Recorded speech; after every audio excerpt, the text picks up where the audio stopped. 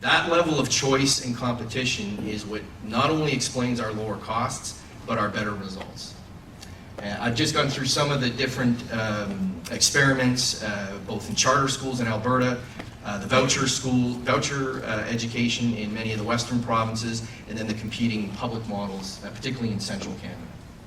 In terms of trying to lead the education reform effort, how do we, I guess the million-dollar question is, how do we achieve those goals without looking like we're quote-unquote attacking teachers?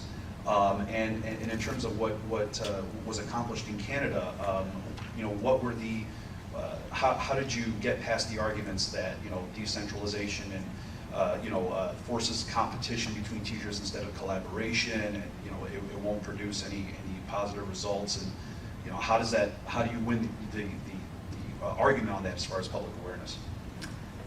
So in terms of Fraser's approach, we have my colleague and I have developed over 20 years, I suppose, a framework. And one of the parts of the framework is to push our team to think through what stage is the problem at. In our view, there's 3 stages. So any public policy issue is going to be at one of 3 stages. The first stage is that my wife, who's not political, not ideological, she just wants a better life for our kids. First stage is she doesn't even know it's a problem. Okay, so the kind of studies that we're going to do have to be easily accessible for her to understand in a minute that there's a problem. So we, for example, we've been doing school report cards for 16 years at the Institute, trying to highlight real problems in schools and in school districts, problems between the administration and principals, problems with the, okay, so stage 1 is you got to convince people it's a problem. Stage 2 is people are starting to get it's a problem, and you had better start doing work on what the heck the solution is.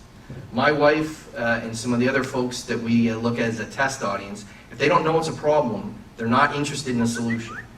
And so it's that framework of how do you set up your research agenda and your communications agenda for think tanks that I think is really the answer to your question in a larger sense.